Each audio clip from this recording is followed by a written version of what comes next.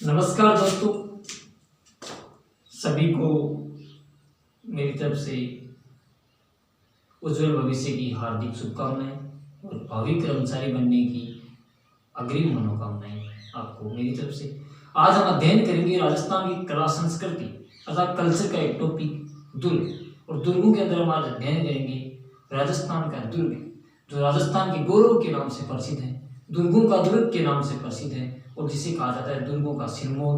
और उसके बारे में एक कहावत प्रचलित है दोस्तों, गढ़ है तो चित्तौड़गढ़ बाकी सब गढ़ैया।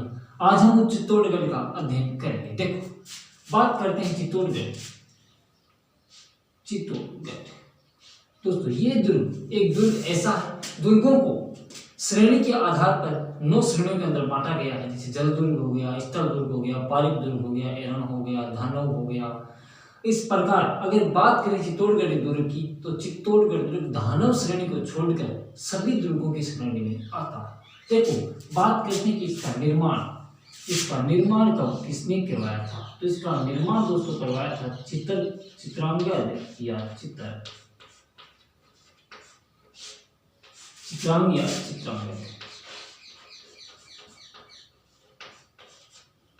चित्रांगद द्वारा निर्माण।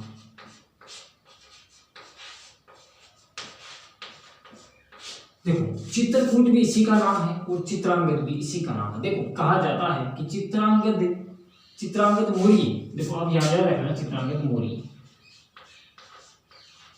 चित्तौड़गढ़ किले का जो निर्माण है वो चित्रांगद मौर्य ने करवाया था। लेकिन दोस्तों अगर पूछे कि इसका आधुनिक निर्माता कौन है, तो आधुनिक निर्माता इसका है राणा कुंभा। आधुनिक निर्माता राणा कुंभा।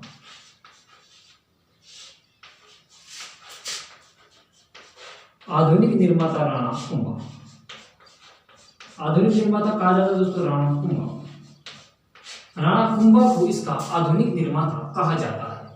देखो दोस्तों, ये जो इसके उपनाम है, इसको क्या कहा जाता है, इसको उपनामों की बात करते हैं दोस्तों। आप साथ में नोट्स बना लेना या स्क्रीनशॉट उतार लेना। इसमें उपनाम कहा जाता है इसे दुर्गों का दुर्ग, दुर्गों का दुर्ग। और दूसरा इसको उपनाम कहा जाता है दुर्गों का सिरमौर।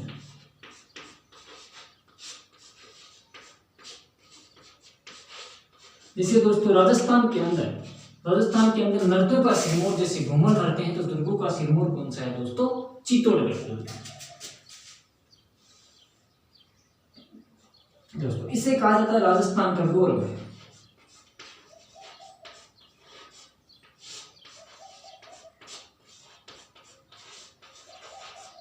देखो दोस्तों, राजस्थान के गौरव से संबंधित बहुत से महत्वपूर्ण फैक्ट हैं। जैसे बाजरा जो है वो राजस्थान का गौरव है, खेजड़ी जो है वो राजस्थान का गौरव है।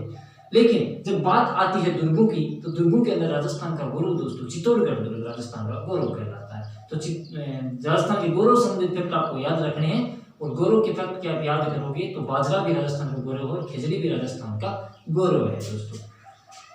देखो, इसके बारे में कहा था गढ़ है तो चित्तौड़गढ़।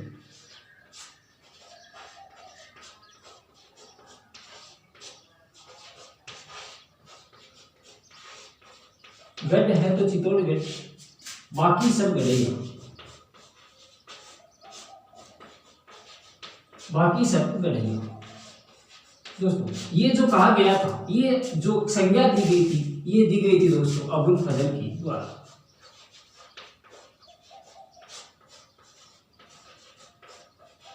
अबुल फजल के द्वारा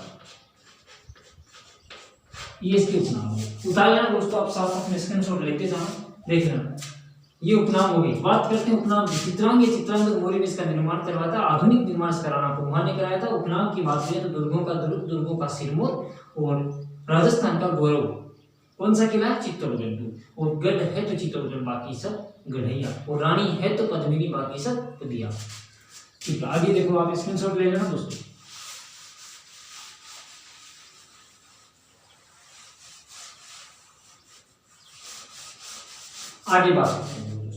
आगे बात ये करते हैं कि ये दुर्ग गंभीरी और बेड़च नदी के संगम पर है।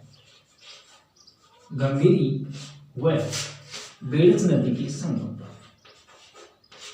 बेड़च नदी की संगम पर।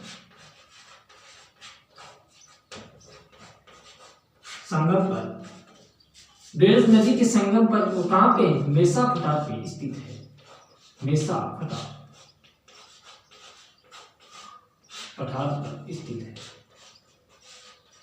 ये दुर्ग गंभीरी व बेड़ज नदी की मेसा पठार के ऊपर स्थित है दोस्तों। देखो दोस्तों ध्यान रखना, चित्तौड़गढ़ जो दुर्ग है ऐसा दुर्ग है, इसकी अगर आप स्थिति, इसका विस्तार आप देखोगे, इसकी विस्तारीय स्थिति आप देखोगे तो इसकी दोस्तों लंबाई जो है वो 8 किलोमीटर है दोस्तों। इसकी लंबाई 8 किलोमीटर और इसकी चौड़ाई दोस्तों 2 किलोमीटर है। राजस्थान का क्षेत्रफल की दृष्टि से प्रथम दुर्ग कौन सा है दोस्तों, बड़ा दुर्ग कौन सा है, वो है चित्तौड़गढ़, जिसकी लंबाई 8 किलोमीटर और चौड़ाई 2 किलोमीटर है दोस्तों। और इस दुर्ग को 21 जून 2013 को आप याद रखना, 21 जून 2013 को विश्व धरोहर में शामिल कर लिया गया।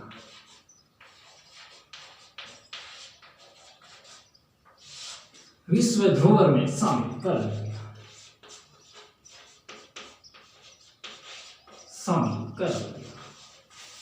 राजस्थान का ये दुर्ग है, ऐसा दुर्ग है जैसे 21 जून 2013 को राजस्थान विश्व विरासत, विश्व धरोहर सूची में इसको शामिल कर लिया गया। विश्व धरोहर सूची, विश्व विरासत धरोहर सूची मानो चाहिए, विश्व धरोहर सूची में देखो 21 जून 2013 को राजस्थान की 6 इमारतें ऐसी हैं जिनको विश्व सूची, विश्व धरोहर सूची में शामिल किया गया। वो 6 इमारत कौन सी है दोस्तों, याद रखना, उनकी एक ट्रिक है दोस्तों, कौन सी, चिक्कू गार्डन। हाँ, एक ट्रिक है चिक्कू, गाजर और आम, ये ट्रिक है। और दोस्तों इसके अंदर 6 इमारतें ऐसी हैं राजस्थान की जिनको विश्व विरासत सूची में शामिल कर लिया गया। देखो जिससे तो हो गया चित्तौड़गढ़, और कुछ से हो गया कुंभलगढ़,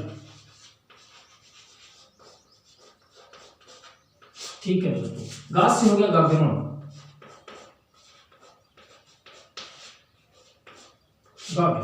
और जैस से हो गया दोस्तों जैसलमेर,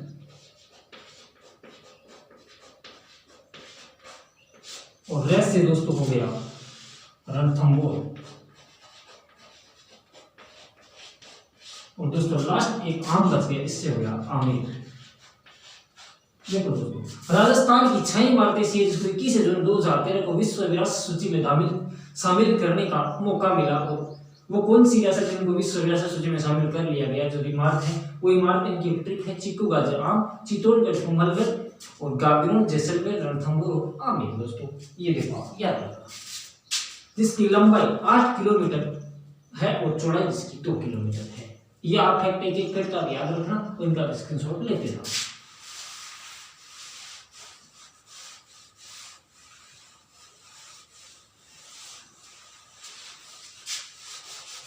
देखो आगे बात करते हैं, आगे बात हम ये करते हैं कि राज्य का प्रथम लिविंग फॉर्म, प्रथम सबसे बड़ा लिविंग फॉर्म,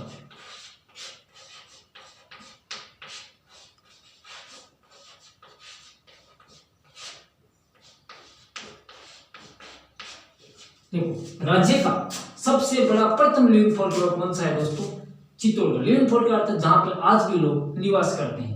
और राजस्थान का दूसरा जो लिविंग फोर्ट है दोस्तों वो है जैसलमेर, जिसको हम बोलते हैं कौन सा दुर्ग, जो सोनार का किला जिसको हम बोलते हैं, वो दोस्तों जैसलमेर के अंदर है। वो राजस्थान का सबसे बड़ा दूसरा लिविंग फोर्ट है। देखो राज्य का ऐसा किला, राज्य का ऐसा किला, ऐसा दुर्ग जहां पर वर्तमान में खेती होती है, जहां पर वर्तमान कृषि की जाती है, वर्तमान में क्या की जाती है, कृषि की जाती है।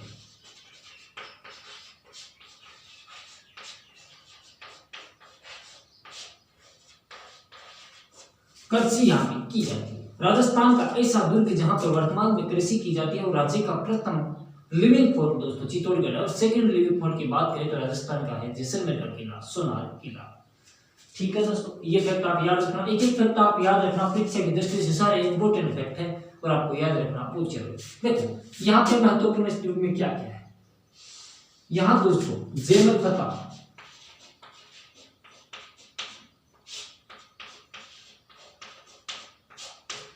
जेमल फतह, बाग सिंह,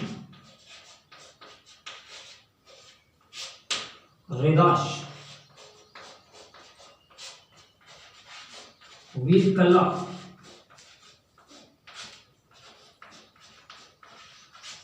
आदि की दोस्तों यहाँ पे क्या बनी हुई है, छतरियां बनी हुई है।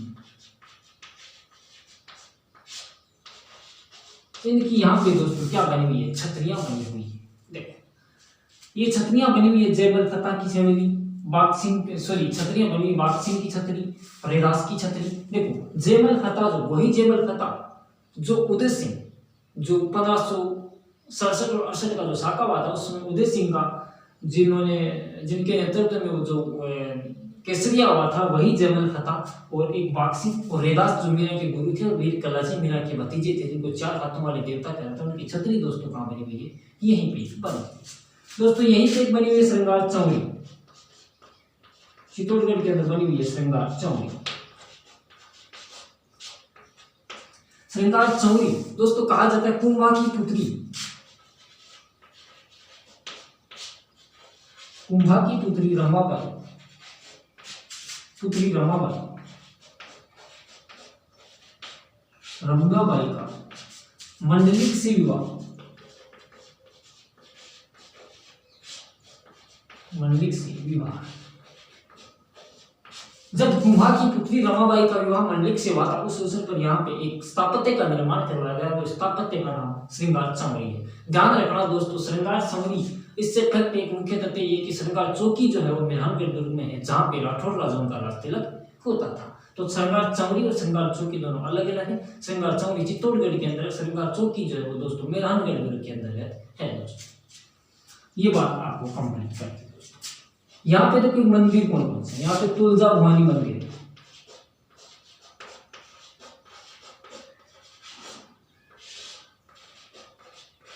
यहाँ पे दोस्तों तुलजा भवानी मंदिर है जो बनवीर ने बनवाया था दोस्तों। यहाँ पे अन्नपूर्णा माता मंदिर है, अन्नपूर्णा माता,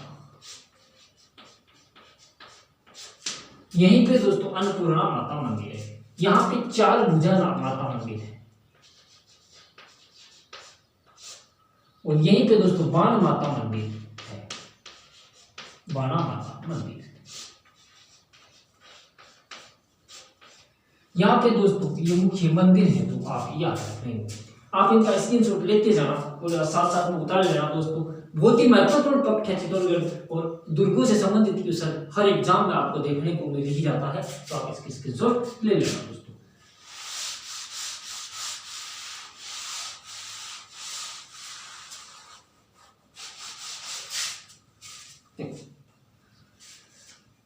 देखो दोस्तों अब बात करते हैं दोस्तों यहाँ पे क्या है। यहाँ पे दोस्तों एक महल है जिसका बोलते हैं गोरा बादल महल, गोरा बादल महल। गोरा बादल जो दोस्त थे ये महाराणा रतन सिंह की सेनापति थे, रतन सिंह की सेनापति। गोरा बादल महल, पद्मिनी महल,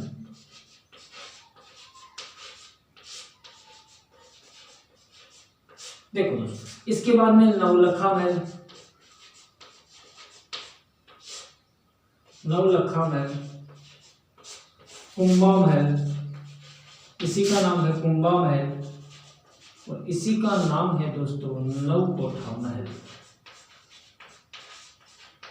एक ही दुर्ग के नाम है जिसको कहा जाता है नवलखा महल, और ये हो गया कुंभा महल और नवलखा महल। देखो दोस्तों ये नवलखा जो महल है, ये नवलखा महल दोस्तों, नवलखा से संबंधित आपको 2 फैक्ट याद रखने हैं, 3 फैक्ट। नवलखा जो महल है वो दोस्तों चित्तौड़गढ़ के अंदर है, नवलखा बुर्ज रणथंभौर के अंदर है, और नवलखा बावड़ी दोस्तों डूंगरपुर के अंदर है दोस्तों। ये आपको महत्वपूर्ण फैक्ट याद रखने हैं, कंफ्यूज नहीं होना। नवलखा महल चित्तौड़गढ़, नवलखा बावड़ी डूंगरपुर और नवलखा बुर्ज रणथंभौर दुर्ग, जहाँ पे बाजना गणेश त्रिनेत्र गणेश जी का मंदिर है दोस्तों। वाजना गणेश का मंदिर सिरोही के अंदर है दोस्तों। ठीक है दोस्तों, गणेश जी संबंध भी आपको याद रखना, जैसे बाजना गणेश हो गया दोस्तों, कहाँ पे हो गया, बाचना गणेश हो गया सिरोही के अंदर। जैसे नाचना गणेश कहाँ पे हो गया, तो नाचना गणेश दोस्तों अलवर के अंदर है। और दोस्तों त्रिनेत्र गणेश जो दोस्तों है वो है रणथंभौर के अंदर। और जो घोड़ा गणेश है वो किशनगढ़ के अंदर है। खड़े गणेश का मंदिर कोटा में है। और सिंह पे सवार गणेश का मंदिर बीकानेर के अंदर है दोस्तों। ठीक है, इसी के लिए कहा जाता है कि यहाँ पर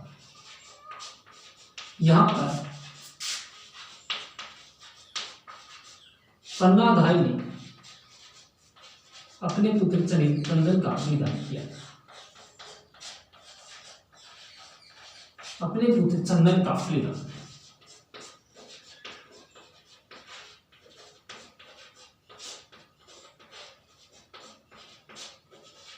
एक ऐसी स्वामी भक्ति दोस्तों जिसको बचाने के लिए अपने पुत्र का बलिदान दे दिया, उसका नाम था पन्नाधाय। और मारवाड़ का भी एक फैक्ट है पन्नाधाय से संबंधित दोस्तों की मारवाड़ की पन्नाधाय कौन है, तो दोस्तों मारवाड़ की पन्नाधाय है गोराधाय। गोराधाय वो थी जिसने पन्नाधाय की तरह ही काम किया, अपने पुत्र का बलिदान किया था। मारवाड़ संबंधित फैक्ट है, जैसे मारवाड़ के जहांगीर कौन है, विजय सिंह। और मारवाड़ की नूरजहां कौन है, तो मारवाड़ की नूरजहां दोस्तों विजय सिंह की पासवान गुलाब राय है मारवाड़ की नूरजहां दोस्तों। ये हो गया नवलखा से संबंधित यहीं पे। अब आप इसका सिंपल लेना, आगे मैं बात करता हूं। अब हम बात करते हैं दोस्तों यहाँ की एक इमारत है विजय स्तंभ। विजय स्तंभ, ये विजय स्तंभ जो दोस्तों है ये 122 फुट ऊंचा है। 22 फुट ऊंचा, 157 सीढ़ियां, 157 सीढ़ियां और 9 मंजिला। कितना मंजिला दोस्तों, 9 मंजिला इमारत। ये 9 मंजिला इमारत है दोस्तों। देखो कहा जाता है कि इसकी 8वीं मंजिल पे कोई मूर्ति नहीं, इसकी 8वीं मंजिल पे कोई मूर्ति नहीं है। तीसरी मंजिल पर इसके 9 बार अरबी भाषा के अंदर अल्लाह शब्द अंकित है। और दोस्तों एक मंजिल पर इसके विष्णु या कुंभा का मंदिर बना हुआ है, इसीलिए इसे कहा जाता है दोस्तों विष्णु ध्वज। विष्णु ध्वज कहा था इसको उपेंद्र नाथ देव। ये विष्णु, ये दोस्तों राणा सांगा के द्वारा बनाया गया था। किसके उपलक्ष्य में, मालवा विजय के उपलक्ष्य में, सारंगपुर विजय के उपलक्ष्य में, सारंगपुर विजय के उपलक्ष्य में। विजय पर सांगा द्वारा निर्माण, राणा सांगा द्वारा निर्माण, राणा सांगा द्वारा निर्माण। सारंगपुर विजय के उपलक्ष्य में राणा सांगा द्वारा दोस्तों इसका निर्माण करवाया गया। और दोस्तों बात करते हैं तो कब करवाया गया, तो सारंगपुर विजय है जो हुई थी 1437 में।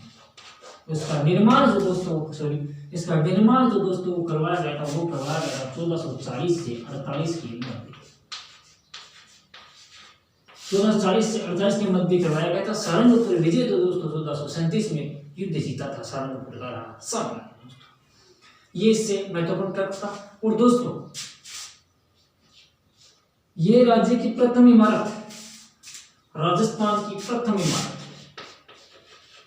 राज्य की प्रथम इमारत है।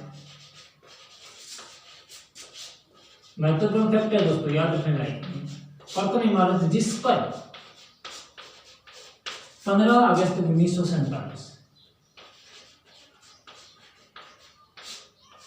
1947 को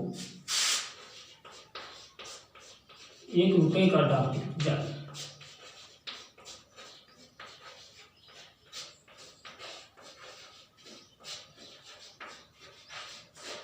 राजस्थान की प्रथम इमारत जिसके ऊपर 15 अगस्त 1947 को एक राजस्थान का प्रथम डाक टिकट चालू हुआ, डाक टिकट चालू हुआ था 1 रुपए का डाक टिकट।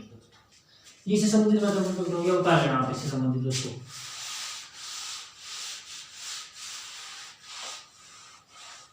ठीक है दोस्तों, इससे आगे मैं बात कर लेता हूं दोस्तों राजस्थान पुलिस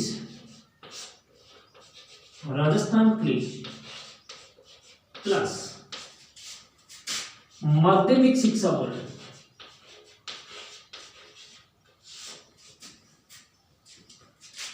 माध्यमिक शिक्षा बोर्ड का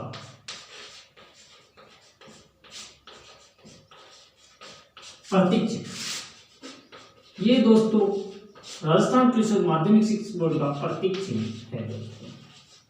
ये बात भी कंप्लीट हो गई दोस्तों। अब देखो राजस्थान प्लस माध्यमिक शिक्षा बोर्ड का प्रतीक चिन्ह आपको याद रखना है, और ये प्रतीक चिन्ह दोस्तों है। इसका जो शिल्पी था वो जेता था। शिल्पी कौन था? जेता। जिसका सहयोग किसने किया था? नाथा पामा और पुंजा ने। नासा पामा पुंजा, पामा पुंजा सहयोगी, ये इसके कौन थे? ये दोस्तों से सहयोगी।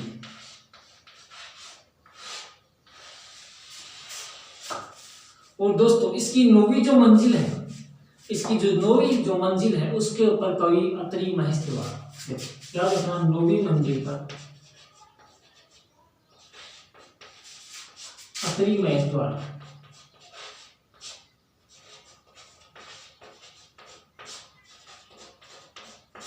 द्वारा कीर्ति स्तंभ प्रशस्ति की रचना, कीर्ति स्तंभ प्रशस्ति की रचना।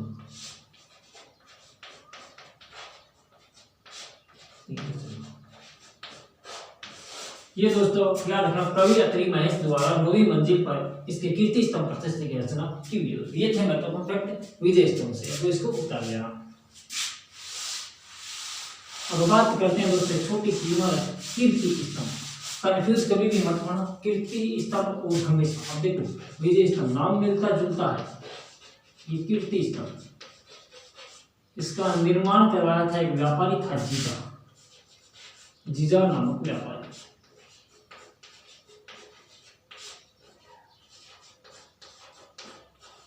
ठीक है दोस्तों, ये कितने फुट ऊंचा है दोस्तों? ये 75 फुट ऊंचा है। आधार 30 फुट, इसका आधार 30 फुट है। ये दोस्तों आप याद रख लेना, कीर्ति स्तंभ से महत्वपूर्ण इतना याद रख लेना कि जीजा नामक व्यापारी ने इसका निर्माण करवाया था, 75 फुट ऊंचा है, और ये आधार इसका 30 फुट है। दो इफेक्ट है, विजय स्तंभ 122 फुट ऊंचा और 75 फुट ऊंचा, इससे याद रखना। अब देखो ये चित्तौड़गढ़ की साखी, अब देखो चित्तौड़गढ़ में साखी हुई है, कौन सी साखी? ध्यान रखना, राजस्थान के अंदर सर्वाधिक साखी चित्तौड़गढ़ के अंदर में कितने साखी? 3 साखी। साखों से संबंधित महत्वपूर्ण 3 फैक्ट आपको हमेशा याद रखने हैं दोस्तों।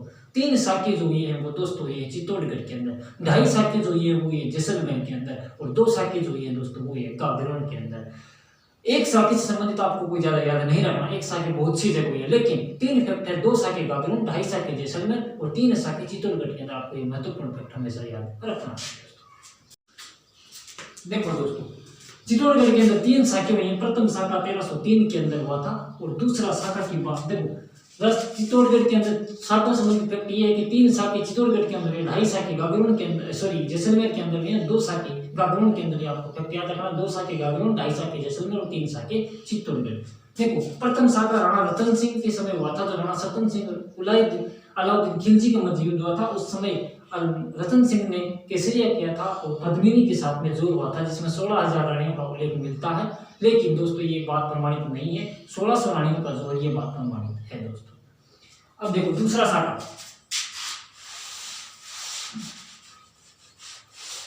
2 शाखे और भी हैं दोस्तों।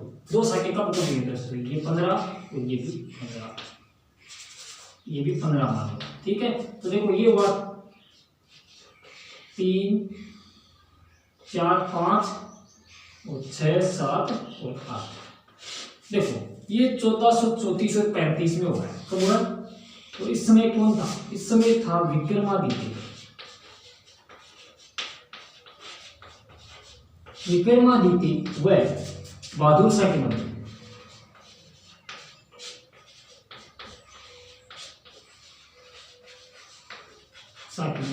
इस समय जो केसरिया हुआ बाग सिंह द्वारा केसरिया,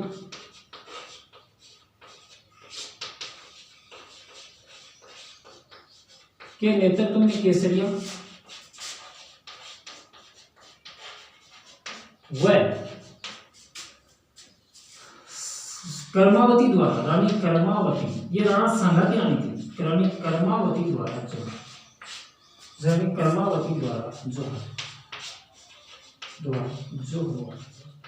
ठीक है दोस्तों, तीसरा साका हुआ था दोस्तों, ये था जो था 68, 67 और 68, 68 में हुआ था साका। तो इसके समय हुआ था उदय सिंह और अकबर,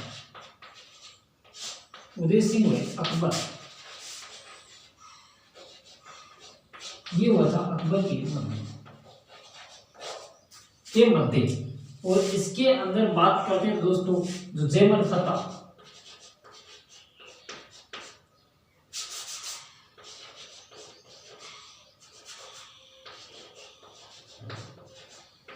जैमल फतह व फतह के नेतृत्व में केसरिया,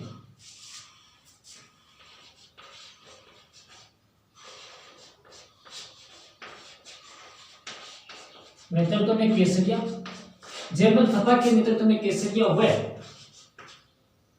गुलाब कंवर व फूल कंवर द्वारा जो है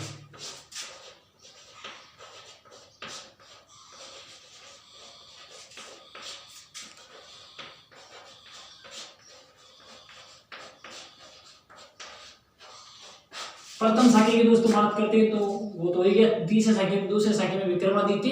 और तो देखो दोस्तों चित्तौड़गढ़ के तीन साके, पहला साका 1303 में, दूसरा साका हुआ था 1315-1334 में जो विक्रमादित्य और बहादुर शाह के मध्य दोस्तों हुआ था, जिसके अंदर बाघ सिंह के नेतृत्व में दोस्तों केसरिया हुआ था और रानी कर्मावती राणा सांगा की जो पत्नी थी उसके नेतृत्व में जो हुआ था। तीसरा साका 68 में हुआ था और जिसका उदय सिंह और अकबर के मध्य हुआ था दोस्तों, जिसमें फूल कंवर और गुलाब कंवर ने तो जोहर किया था और जैमल फतह ने किया था दोस्तों केसरिया किया था। ये जैमल फतह वही है जिसकी मूर्तियां अकबर ने दोस्तों आगरा के किले में लगवाई थी, जो बाद में औरंगजेब ने तुड़वा दी।